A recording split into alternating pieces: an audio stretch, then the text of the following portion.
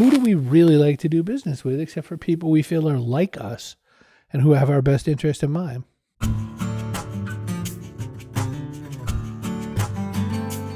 Hey guys, welcome to the Slow Smoke Business Podcast. My name is Jarrod Morgan, and today we are going to have author Chris Brogan on the show. Now, Chris is an expert in a lot of things, and the things that we're going to talk to him about today are about connecting with people, finding a way to find your business's community and to connect with them, and then also finding the human side of entrepreneurship, how to find balance, how to do all the things that you can do to not just be successful, but to be happy along the way. All right, everybody, we've got an incredible guest lined up today. He currently serves as Chief of Staff at AppFire. He's also a New York Times and Wall Street Journal bestselling author of such titles as The Impact Equation, Trust Agents, and Superheroes in the Basement. He is the co-host of another great business podcast you should check out called The Backpack Show. And he also regularly speaks professionally and consults such Fortune 500 companies as Pepsi, General Motors, and Microsoft. Everybody, please welcome Mr. Chris Brogan. Hello. It's good to have you here. How about that bio? Get you some of that, huh? Bios are scary to me because you're never gonna like beat them, right? Like you're gonna they're gonna be, this guy's gonna be amazing, and then you're like, no, it wasn't that amazing. Well, it's a lot of pressure to write a bio too. It's like, hey, listen, you have 4 sentences to sum up your worth in the world, and you could do it wrong. Like I try to do it kind of very humble because that's how I was raised. I'm pretty much the most humble person I ever know. I've won awards for humility. So it's tricky. I mean, what's a bio supposed to do? It's supposed to warm people up to say, what do I think I'm going to learn from this guy? It's hard to do especially if you're like us kind of people where we do a lot of things. We're like hyphen people, right? So it's not easy. You're not just a fly fisherman. Yeah, I'll be honest. I was looking through and I was like, all right, I need to do like a condensed version of this and not rattle on for, 3-4 minutes. And I think, that's something that we're really interested in as well, as learning, not only about what you're doing currently, but kind of how you got there. Like, tell us a little bit about those humble beginnings, where you started your career and how you kind of amassed all this stuff that you're doing currently. That whole thing.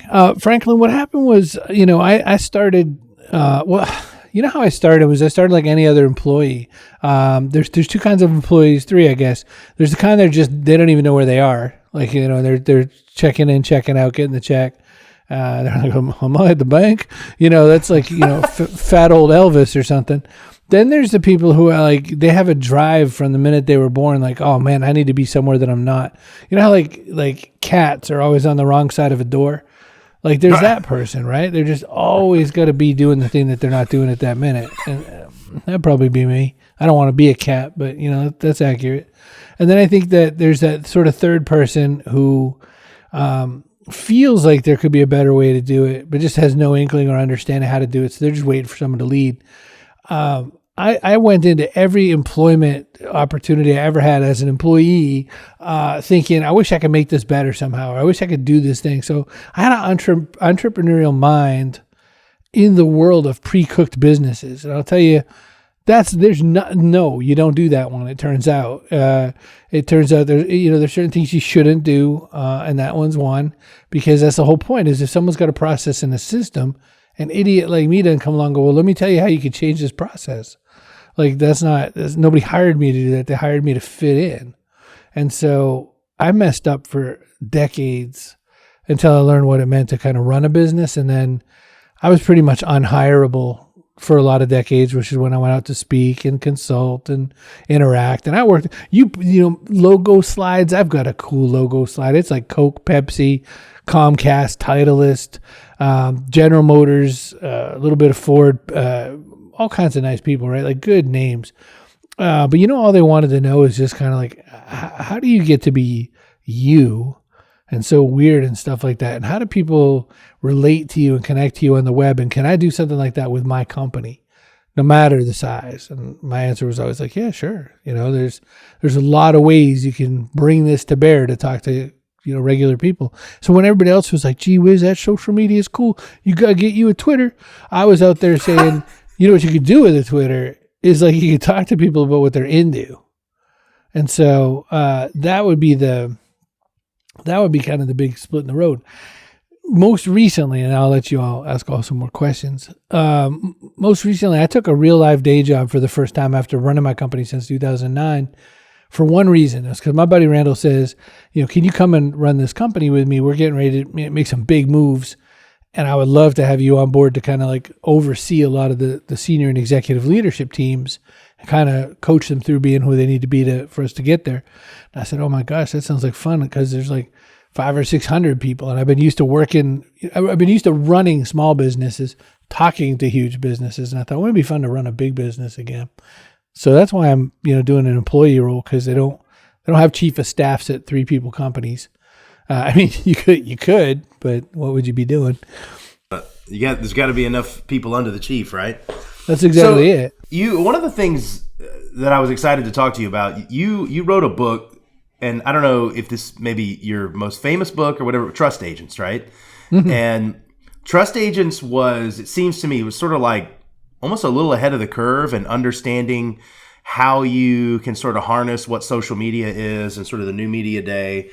And it's interesting when you read Trust Agents now, it almost like you're describing what people who are now sort of referred to as influencers are sort of trying to be. So could you tell us what a trust agent is? All right, so let's look back for a minute. Let's distance ourselves from influencers a wee tiny bit, because I don't know if you've ever been out to eat somewhere and you see someone taking a lot of Instagrams of their food and you're like, come on, could you just put it in your belly? There's always somebody at the table that's just trying to get you to, like, can we just eat? Yep. I live in the kingdom of influencers. There's like certain spots you go in Austin, Texas, and there's get the big sign or the, you're my butter half. Angel wings on a wall, Franklin. Angel wings on a wall. It's everywhere. There's a row of like 85 ladies waiting to get in front of the angel wings. That specific one is in Nashville, but there's probably like a dozen just like it here. So you just come across them pretty frequently. I just thought that'd be kind of a fun business, making influencer traps. They have them now. There's a thing here in Birmingham that it's a chain, the Selfie Museum. And it's literally like you walk into a building and you pay like $100 to go in and with all these cool backgrounds. And I'm thinking like, boy, I don't know about this business. I know we're all going to die. That's what I think when I do this. But like a trust agent, what the idea was, this is years later. I published that book in 2009. 10 years later, I wrote another updated version of it with my friend Julian Smith. And I said, people still aren't there yet. What we said, 2009, was we said you could use these web tools to really connect. You could really use these tools to be who you are at a distance. I'll give you an example. A big healthcare company down in Kansas, Kentucky, I lied, it was a K, down in Kentucky, they said, hey, way back when Barack Obama was made president, he's really influencing the conversation about healthcare in this nation. What do we do about that? I said, go get on Twitter, get some people, get your people. They had these like healthcare centers that people walked into to like make sure their bill was okay and all that kind of thing. I set up little Twitter to email things so they can ping their congressperson with just a couple of sentences. Now imagine somebody comes in and they just write the couple of sentences, I'm afraid I'm not going to have enough money for my healthcare next year. And that turns from a little tiny bit of a tweet to, I know who your congressperson is. Here's a letter. It's a printed letter. It goes through the right process for government to do it all. That exists. Like that technology to turn a tweet into a printed letter to a congressperson existed. And when I told the company about that, they said, well, and then their lobbying people said, I'm not so sure.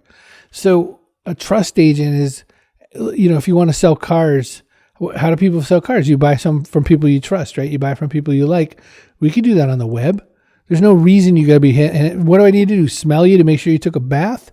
Like, I just need to know that you seem like a nice enough person. So the answer to that is no for Franklin, by the way. What can you do? You don't need one every day. What is this? We're in Europe now. So you can learn a lot from someone, though, from how they communicate. And these tools are communications tools. So why don't we use them like that? Why don't we build relationships? That's what I set out to do when we wrote that book, is say, you can build a real targeted system to reach the people you hope to do business with, not just people who like ribs.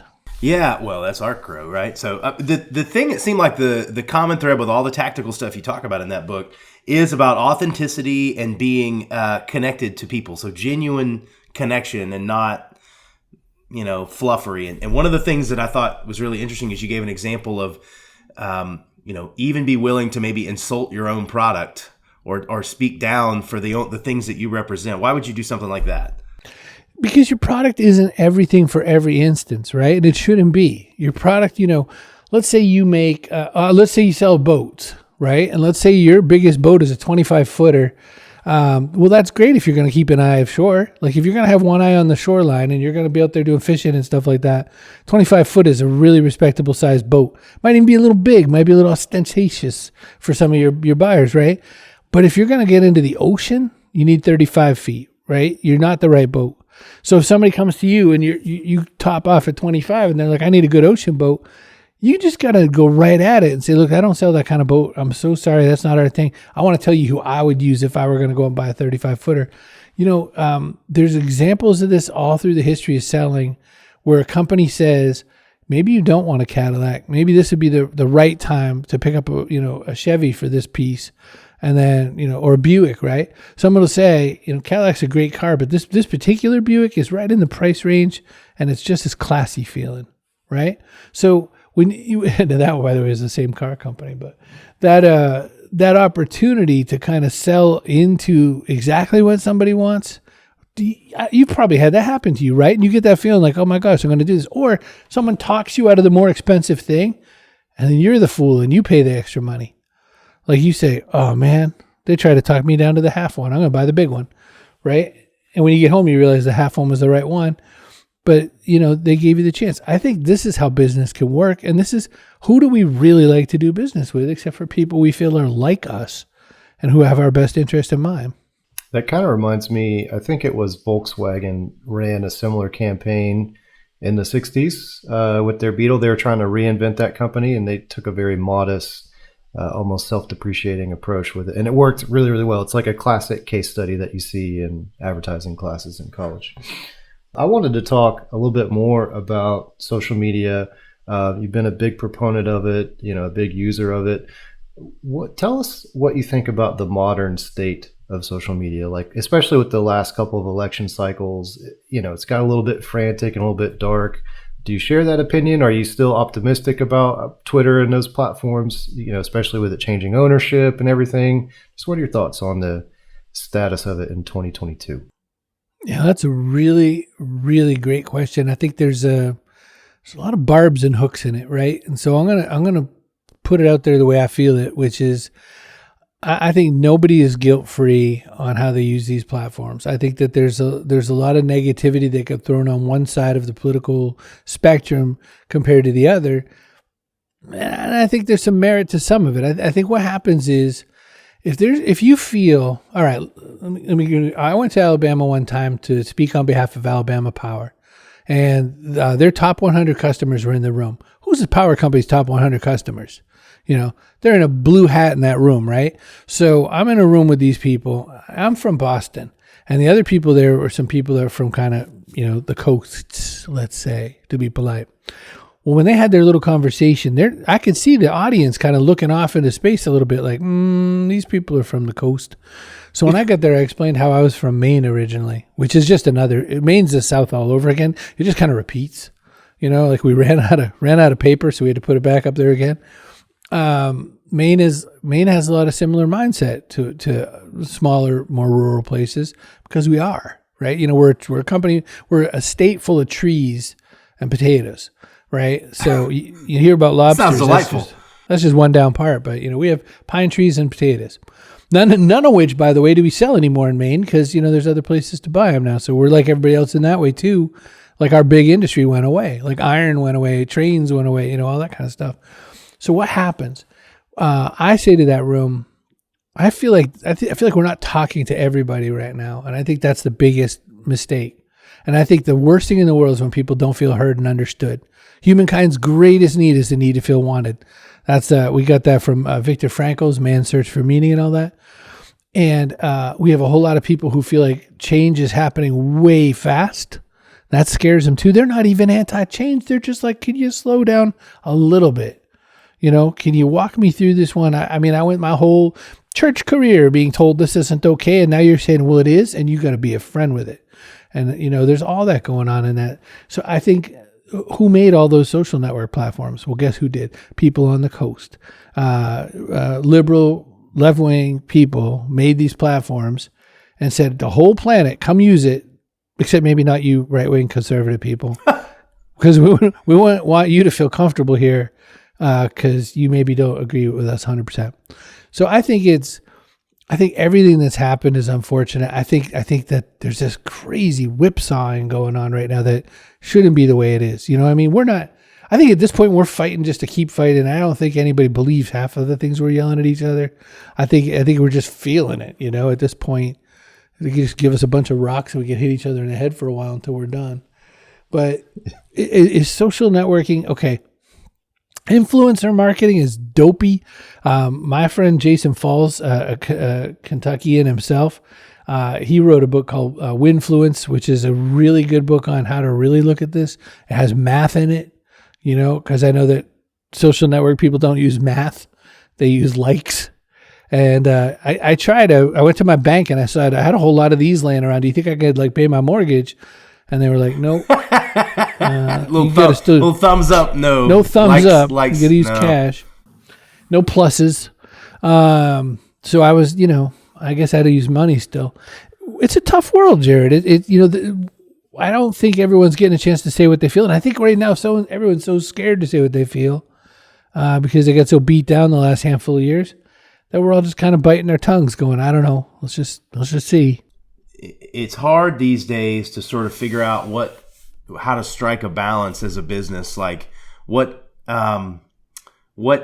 sort of social things do you sort of plug into as a business? I always find it really distasteful, and my own business has done this a couple of times when you sort of send out like the Happy Martin Luther King Day tweet, and it just feels like no one was waiting to hear from your business to say that. I don't really like. I think that goes back to the fact that it's just not genuine, right? And you want to if you're genuinely plugged into a cause and genuinely motivated by it and genuinely doing something about it, I think that's a good thing to plug into and lend your name to and everything else. If you're just sort of hanging yourself like a Christmas ornament on the hottest talking point of the day, I think that's disingenuous. There's another thing that we forget a lot about social media because of the way the tools are set up. What do we got? We got big microphones, big cameras, right? It's all talk. You could say at every one of those holidays that's a little bit off for some people or a little concerning for some people. You can say at every single one of those, we're here to listen. You know what I mean? That's a very different sentiment than what you think about how Martin Luther King lived his life or didn't. You could say, we're here for you and we want to listen. We want your business and we want to earn that business. And so you got something to say or you feel a little off about something we've ever done, come on in and let's have a talk. You know what? I mean, what's going to work better for that? I mean, Jarrod, people will show up at your place, they'll bring a can of paint so you can finish that wall behind you. That's great. Thank you. It was bound to happen. We got how many episodes in where somebody talked about my unpainted wall? It's very distressed, I get it. That idea reminds me a little bit about a thing I think I heard Simon Sinek talking about. Like if you're a small business, join or host the conversation, host the party. If you want to build a community around your business, have an open house or have some kind of social gathering where you invite potential employees or prospects to come and just talk and be heard. So that's a great strategy. I know that one of your big things is building trust in business. What are some other ways that a new business can really leverage these kinds of things and build a lot of trust? I mean, you got to get out to where the conversations are happening, and you got to get on their side of the fence as best you can. I went to an agricultural event in Indianapolis, and that agricultural event really opened my eyes in a few different ways. One is I had no idea how a good breeding bull, how much that was worth, because this guy bought his fiance a piece of livestock for a wedding gift, and I said, well, that sounds like you're going to sleep on the couch for the first year of your marriage. And they said, no, imagine you had something that could produce the value of a Tesla once every couple of years or something like that, once every year. I went, oh, so you gave her a money printing machine that needs hay? And I said, yeah. The other thing I got was I met a government lady, and I'm not kidding. She showed up in a little cow costume, and she had brownies and cookies. A government lady? That's how you refer to a government lady? She was a government lady. That's how she called herself. She said what she does is she goes to farm events and farm town halls and granaries and all those sort of places. And she has to say to them, the government just put up a new law and it's going to mess you up even more. And that's her job all the time. Almost every single law that she's got to go represent is one that's going to hurt a farmer. And she has to go there and communicate it and hear back how everybody's feeling, right? That's her job. So she said, so I started dressing like a cow and bringing cookies and brownies, because you could be mad at the U.S. government, but it's really hard to yell at a lady in a cow costume who fed you. And so like they could get out their frustration, but they're going to do it as civil as they can. I think that is the most beautiful thing I ever heard. You see how that has nothing to do with Twitter, or you don't got to be on Facebook or whatever. It doesn't matter which one you're on. The tools are there. You should use the tools. Should you use TikTok? Don't know. It's run by a Chinese company, and I got that weird feeling that someday we're going to go, it turned out they were spying on us all that time. I don't mean to be that way. Didn't they split TikTok off and didn't they split like US TikTok off and do? I don't know. It doesn't matter. Look over here.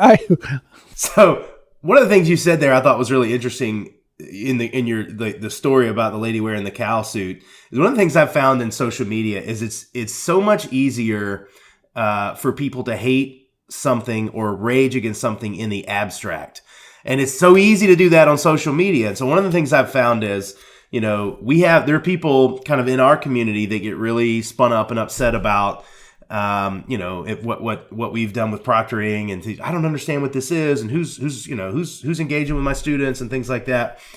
And I've always noticed that the rhetoric and the heat always comes down when you are open to approaching the person as a real person and saying, here's my contact information. Let's get on a video call and I'll answer any question you'd like to ask. And people suddenly the guns drop down and they realize this is actually people on the other side of this that are trying to do the right thing. And I think when you realize that kind of connection makes it harder for people to be irrationally angry, then you can start to move things forward. But it's hard to do that in social media. It's so easy for people who have very little invested in throwing an angry tweet or something at either a celebrity or a business or whatever. There's just so much. It just takes so little to do that. But the aggregate effect of that can have damage because there's not a connection there with what you're trying to insult. Oh, for sure. And I mean, on your side of things, they hear change has happened and growth has happened. Oh my gosh, we all hate growth unless it's beneficial to us, or, we all hate growth unless suddenly we're like, oh, wait a minute, that's actually better for me. I mean, I just went from paying my own health insurance for 11, 12 years as a small business owner to having the company health insurance. And I'm like, you guys get these benefits? Woo! I'm calling up people can I get an eyeball? And they're like, sure, get 4. You can do anything with healthcare. It's amazing. So I've been going and getting tests and meeting people. I've been hanging around a doctor's office. And, if you pay them enough, they don't even hit you in the knee and the hammer. You can go hit other people with the hammer. It's so amazing. So people don't understand growth, right? So they get all messed up by that. They figure you made $8 billion and you're getting ready to fly on Richard Branson's spaceship. Or the other one, Bezos. You just pick one. They don't get that. On the other hand, somebody like Elon Musk comes along and, he named his daughter after a typewriter mistake. So you already, how do you understand this fella? He says, I'm going to take over Twitter and I think free speech is important. So, who knows, maybe I'll unblock Trump or something and everybody poops their pants or the world is ending. Half of what he says he doesn't mean. He says it. He says, I just say things, see what people are all going to do. He has a weird sense of humor. But, if you're a gazillionaire, billionaire, and you got a drilling company, and you make flamethrowers for fun, and you launch rockets I mean, this guy has all the kid businesses. He's got electric cars, so you can play car crash them up in your front yard. You got a spaceship company and you got a drilling company, so you can go to the bottom of the, you can make hyper race car tracks under the earth. Like, this is every kid in our backyard with matchboxes when we're kids. He's just doing it like a grown up, right? Like, of course he's gonna have some weird ass ideas, right? I mean, aren't we going to read about this guy, Elon Musk? Aren't we going to read about him in 100 years? Like, I wonder how history is going to remember him, because like modern day people look at him with a suspicious eye, or a lot of people do. But I feel like I have a hard time pointing to another business figure in sort of modern American history that has done more different types of things successfully than that guy.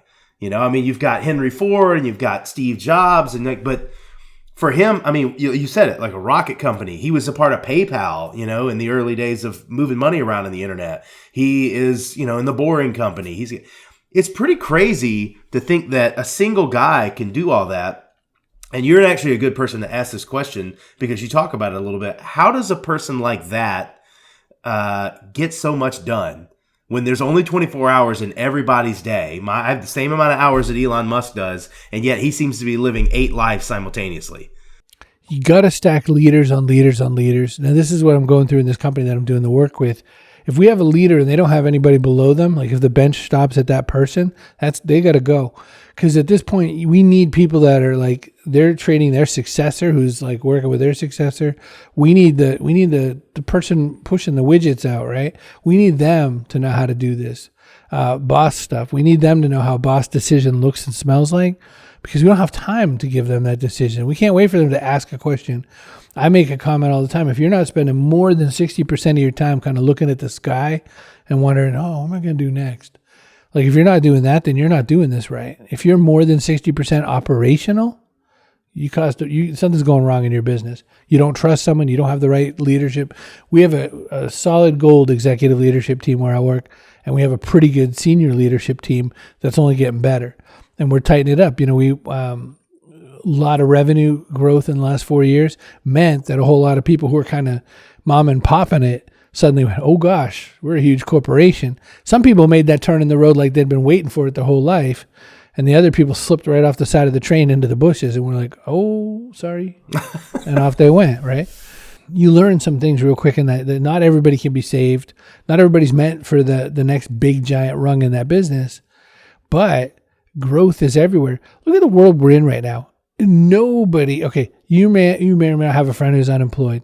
The only reason they can be unemployed right now is if they have a really specific skill. You know what I mean? Like they're a violin tuner, something like that. That could be one. Or like they have some other challenge going on in their life that has nothing to do with what they're capable of. Because my gosh, everybody needs employees. We get like 100 and something job recs open right now.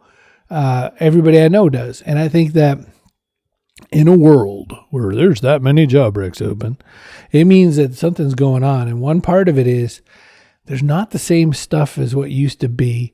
We need smarter people than what we had, which is tricky for some folk. And it's a growth world. Now, I know where you're all from and where I'm all from. So I lived in a mill city with paper mills. This house I'm in right now is a mill building where before there was Detroit and car companies, there was this kind of a place, and we built upholstery for the benches on horse buggies, right?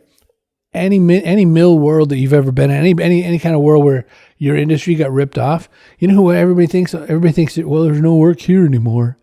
Well, there's always work around. It just isn't what you think it is. Now it's through a gigabit line from Comcast, and doing the work where it's going to be. Silicon Valley drained out, New York drained out. All those people went to other places like Seattle and Oregon and Colorado, and so now your neighbor in Denver, one of them's like trying to make it by with their small tiny farm, and then the guy beside him is inventing the new PayPal or the new Stripe or something like that. That's what the world's going to be. The world's going to be a very distributed bunch of crazy technology.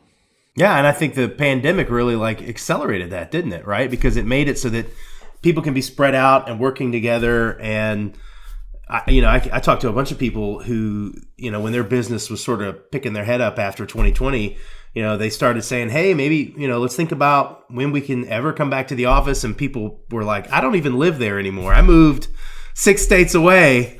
And so I think businesses are all trying to figure out, if you have employees, how do you spread people out like that, but still have the same kind of camaraderie and connection that you had when you bumped into people in the break room? You're not wrong. And by the way, my gosh, I went to an event in Vegas, like an annual event for this particular industry. And there's nothing like the hugs and the feelings and the possibly a couple too many beverages and some of that sort of thing that can happen when you're in a place like Las Vegas. And there's nothing like that. There's nothing like that feeling of being around people. And you're just like, even I'm an introvert. Oh my gosh, I'm the king of introverts. And I was like, people, I want to hug a bunch of strangers, which I didn't because I didn't want to get COVID. But I feel like there's that. Like we're going to still kind of need to satisfy that a little. And I think there's times like brainstorming and stuff like that where it's so much better to be in a room. Like, because if you could choke the person with a stupid idea, you just feel so much better. And then I just think otherwise we can maybe work distributed now.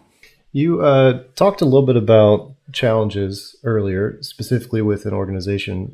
But I read somewhere that you personally maybe have suffered with a little bit of depression in your life. So I'm curious how you are able to maintain such a successful career, kind of, and overcome that challenge. So a lot of bit of depression. My old shrink used to say that I have a minor case of major clinical depression. Basically what that means is depression. People who are depressed are like, something crappy happened at work, or they didn't have your lunch at the lunch line today. But depression is there's a whole bunch of chemicals that go through your body and they're just sitting there ready to push your ice cream right off the cone, so you're sitting there and you're like, hey, today's not a bad day. Yes, it is. And that's what depression is. Depression is like driving around with the emergency brake on. So it's not fun, and it's a chemical thing. And there are some chemicals that can help with it. There's a lot of things that can muck with it. So like sleep is a problem. There's a bunch of other stuff. So if you don't sleep well, you're pretty much not going to fix your depression. You're going to rely on some drugs to get it. There's a lot of stuff. I call it out at every turn. I mentioned that I deal with depression a lot. I'll throw it into conversations. Never woe is me. Like it's never like, oh, poor me, I've got depression. I always just say, I have to tell you at times like this, when you make me feel out of form like this is where I realize, oh, right, I deal with depression because like this form is killing me.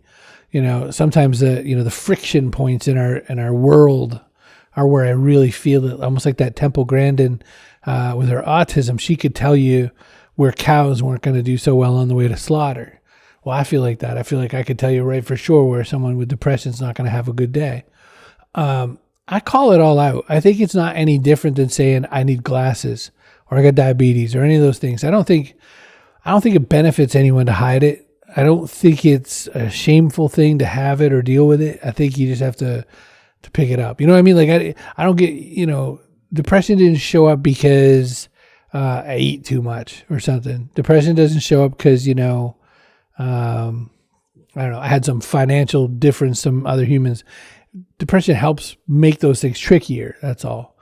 So I find that I write about it a lot. I cover it a lot. I always like to do it to say that you can do all right even with and despite having depression to deal with. I think it's always beneficial for people to see that because then they go, well, there goes another excuse. And they're gonna come up with an even better excuse than that one because you could really succeed and thrive with depression.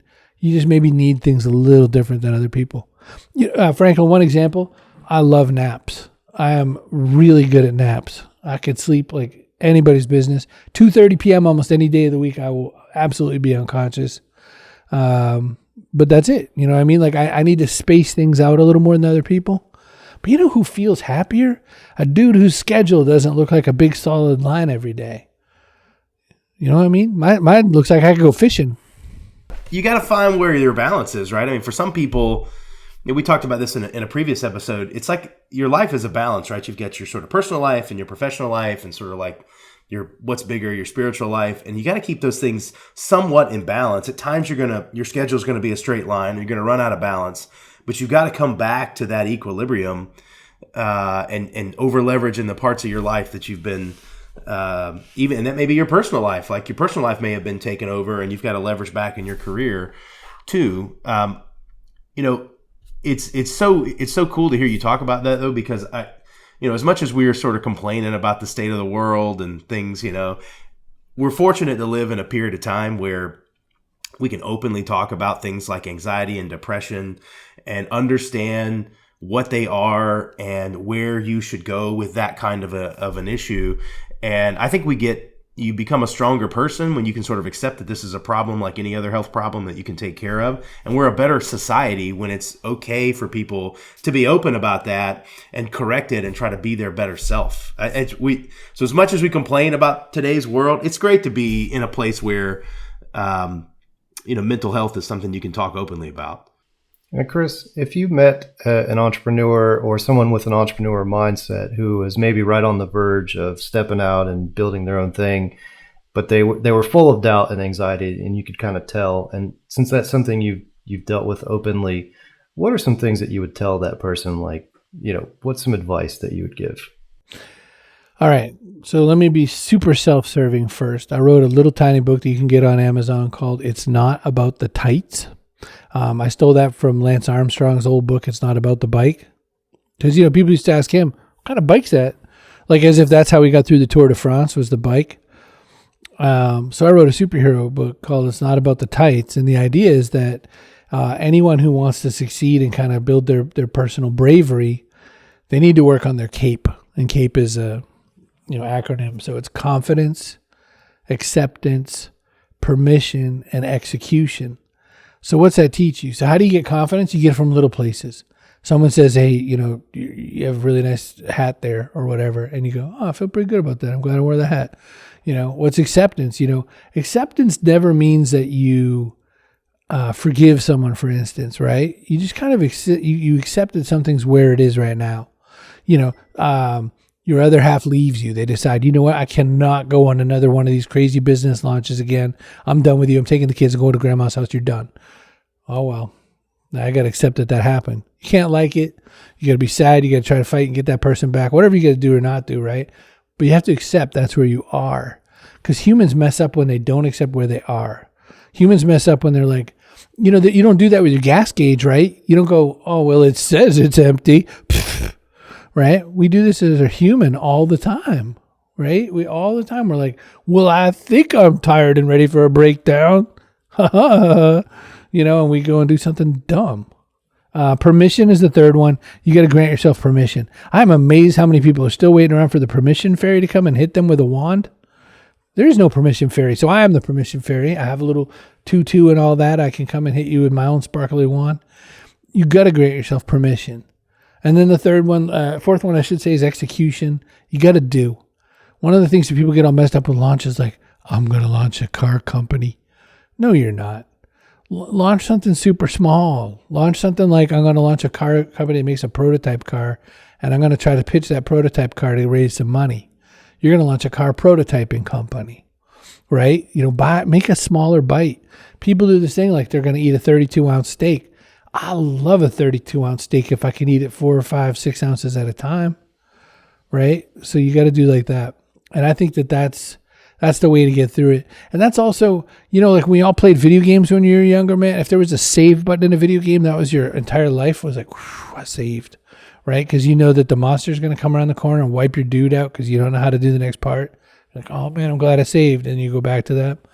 That's life, right? If you get a save place in life, and you could try a few swings at something, that's how you get ahead. And that's how you work on your confidence. That's so good. Like, speaking of games, like another thing that you talked about in Trust Agents that I thought was super interesting was you talked about trying to treat life like a game, right? And how do you, sort of use all the tactics of being really good at a game to achieving things in life. What do you mean by that? There's what's in front of you, and then there's a game that you can overlay on it, and it's up to you to pick what game, decide what the rules of the game are, and everything like that. So I have a game with the two of you, which is how many times I make you nod, and I am winning. You're winning. I am winning. So that's how I know I did all right on my interview, right? So I was just like, how many times am I gonna make you nod? Now you're screwed because like you're either gonna try not to nod, which looks weird, or at least you'll be self-conscious. You'd be like, oh no, I'm doing it again. But the game is, what's something there that not everybody else? You hang out with your 40-hour employee friends, and they're all just doing the same dumb thing you're doing. Well, you're going to be a 40-hour employee friend your whole damn life unless you come and think about, what else you're going to do, right? So maybe mine is, can I get an extra 1,000 in the bank this month? Maybe that's my game, right? And I start, and I say yes to myself, and I'm at the restaurant, and that server says to me, what do you want to drink? And I say, I'm going to get a Sam Adams, and they go, you want that 22-ounce one? And I get ready to say yes, and I go, you know what? I'll just have water to drink, because then you realize it's like a, $9 or so 22-ounce Sam Adams, and you're thinking of trying to get that $1,000 in your bank this month. People always say these dumb things to you, like, I couldn't come up with $5,000 if I tried. And I say, what if I sold you a Ford 350, brand new 2022 Ford 350? Can I get it to you for $5,000? You will find me $5,000. That's not how it works, right? So that's how I do it. I think the key word in that phrase is tried, right? Couldn't even get 5,000 if I tried. Well, what have you tried? Tried everything, and they're all out of ideas already. Chris, one of the last things I wanted to ask you was, we try to make sure that when we get smart people like you on, that we leave some advice for people that are starting a business. And so rather than saying, what would you tell somebody that's starting a business? I think, if you go through all of your work, you really go back to like genuine connection is kind of like a common theme with a lot of the stuff you talk about. So for someone who's starting a new business or starting a new project, how do they find connection? First of all, how do they find the community that they need to connect with? And then how do they find a way to connect with that community? What if I give you a book to read or even an audiobook to listen to as a homework assignment for that? So I'll tell you, I just read one that I loved so well. And I'm going to tell you what it's called. It is called Make No Small Plans. And it's written by 800 guys. Elliot somebody, Brett somebody, Jeff somebody. Make No Small Plans. These guys did something called the Summit series, and then I think just renamed it to Summit or something like that.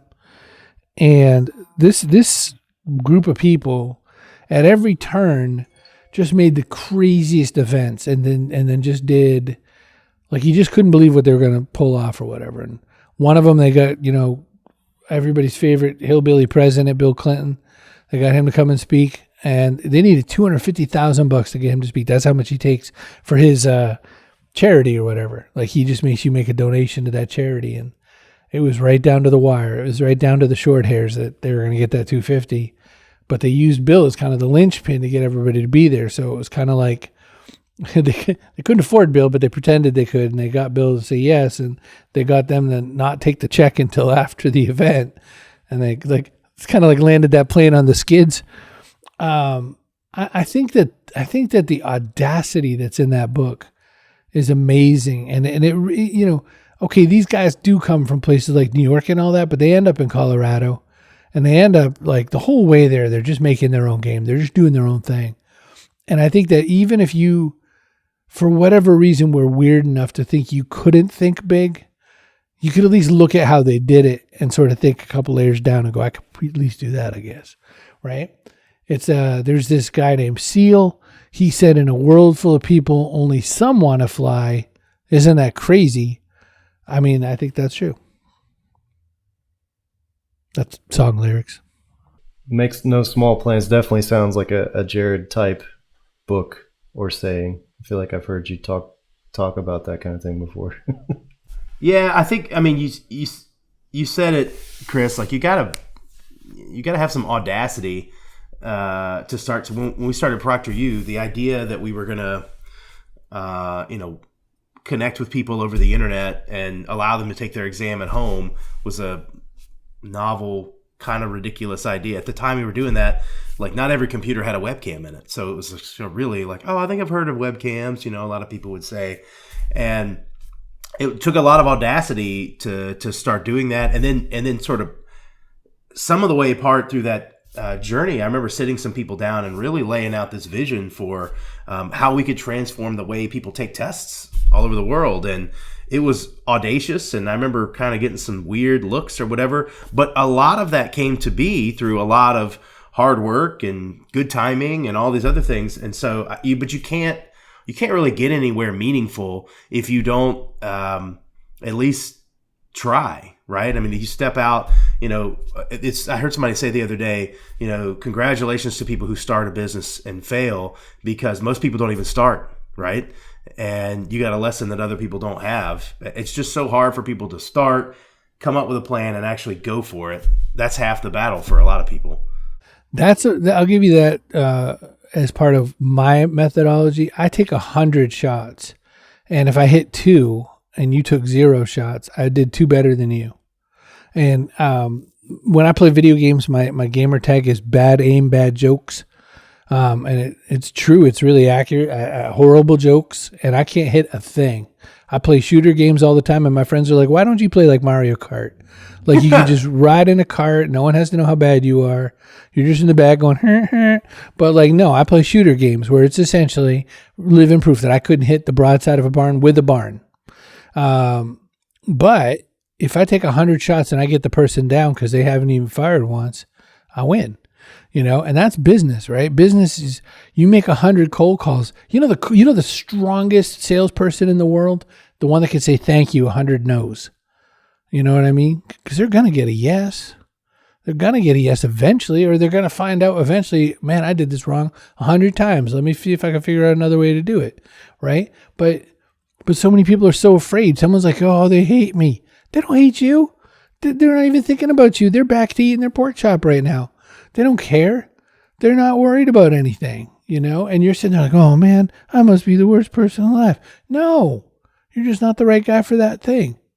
How many times have we seen a product that we thought we could use at the wrong time and said to that person, man, I'm really sorry. This isn't the right time for me for this. I don't think I can take this one on. If that guy walks away thinking they suck, they didn't do anybody any good. Like, they didn't do their company any good. They didn't help themselves. They sure didn't help me. Because if I just said, I don't think this is the right time, the great follow-up, well, when do you think would be a good time to even check in with you again? Now we're talking, right? So Jarrod and Franklin, man, I think the kind of people who are, look, this isn't called the super fast smoked barbecue. This isn't called microwave. This is called, you got to get there slow. All life is like that, right? All life is, figuring out timing.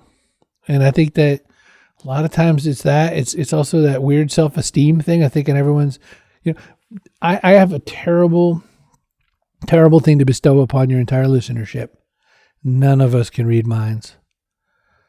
I thought I could. Read minds, and I was like, man, I asked that girl out and she said no, and it's because she knows I'm such a loser. And it turns out she didn't even like fellas. Or it turns out that, she's got 4 boyfriends, whatever, right? Or she's a serial killer and I'm just a little too big and fat, like she couldn't take my body. So she said, no, she saved me, right? I could have been dead. That girl could have killed me, but I'm so heavy. It would have been like a lot of work for her to get me in the fridge. Of all the options you laid out in that scenario, not all of them crossed my mind. I'll say that, but yeah. Well, okay. I mean, not everybody's into 4 boyfriends at once. I get it. But suffice to say, we can't read minds. And so we ought to probably try to presume that it's not us. Let's try some new ways to do it. Let's try some new ways to ask the question. Let's ask different people. There's like 600 variables to get to before it's probably you. Yeah, I mean, in the manifesto that we did in the run-up for this show of why we called it Slow Smoke Business, we think business is kind of like a piece of barbecue, right? I mean, Frank was talking about the brisket in Texas, right? You go look at a piece of Texas brisket and it looks, you go to a barbecue place and they slice it and they put it on your plate and it's quick and it's there and it's delicious, and you sort of have this tendency to think about it as this like really neat and tidy, easy thing. And it's hard to envision not just what went into making that piece of barbecue that's on your plate, but what went into the craftsmanship and learning that craftsmanship over years to get there. And we kind of feel like building a business is the same way. You hone a lot of skills. It's slow. You make decision after decision after decision. And, soon you sort of look up and you realize, man, I've made it pretty far, a lot further than I thought I could, all because you're sort of taking one step at a time and doing the little things right over and over and over again. And I think that, the Instagrams of the world, if you read like the story of where Instagram came from, went from like launch to $1 billion sale in 18 months. And that screwed up so many entrepreneurs reading that story, thinking that that's how this works. And like, oh, maybe it'll take us twice as much time. We'll get to $1 billion in 3 years. And no, that's not how that is like 4 lightning strikes in a row. That's how rare that is, right? It's just not going to happen that way. And it's a bad strategy to think you're going to do that. You have to actually think, okay, I'm going to be climbing this ladder and I'm going to keep making positive progress and I'm going to get somewhere because of all that boat rowing that I'm doing, instead of just trying to throw Hail Marys and look for lightning strikes like that. You're absolutely right. Franklin lives next door to Michael Dell. And you know what Michael Dell did earlier on? That dude, liked computers, thought computers were cool. And back in the day, you could go and you could order the parts to add stuff to a computer. And he knew that no one else was going to do that. So he'd call like a law firm up and say, you probably just bought a computer. And they're like, sure did. And he says, well, it's probably slow as dirt, slower than dirt. And he goes, well, I got the stuff to make it fast. Can I fix it? Sure. And he started selling a product everybody wanted. And Dell is a slow cooked business, right? Like Dell is smoked right through because he just figured out, here's how I'm going to do it. Oh, okay. Now I'm at a new level. Here's how I do it. Oh, I don't know how to do the next level. I'm going to find a friend. Okay. Here's how we're going to do it. Oh, that didn't work. Let's go back a little, right? It's all that way. You're so right, Jarrod. Instagram is the worst example. Any of those places is the worst example. Because that's so not anybody. None of us are going to do that. And if you do, good for you, but you didn't listen to this podcast. If you did that, like you're just very fortunate in timing and trying to gamesmanship, something like that, rare happening, is a bad strategy. You're going to end up running out of money or running out of whatever before you ever get there, right? It's just easier to think about business as a path that you're on. And as we always say, climbing the stairs, looking at the first couple of stairs in front of you. Don't look at the stairs at the top because you'll trip on the ones you're on, right? Keep making good decisions on the stage you're in, and that's how you can get somewhere, right? Absolutely. Chris, it was so great to have you here. This was like, we went a lot longer than we normally do, but we were just enjoying the conversation. I love your books. I love you even better. Like, it's so nice to have you here, and hopefully we can get you back sometime. Thank you so much for being here. My pleasure, fellas. Thank you for having me on. It was a real honor for me to be here. Hey friends, thanks for listening to the Slow Smoke Business Podcast. Now, if you found something on this episode that was valuable, we would love it if you would go into where you're listening to this podcast, give us a 5-star rating, subscribe, and maybe tell a friend, see if they could get something valuable from this show too. Thanks, and we'll see you next time.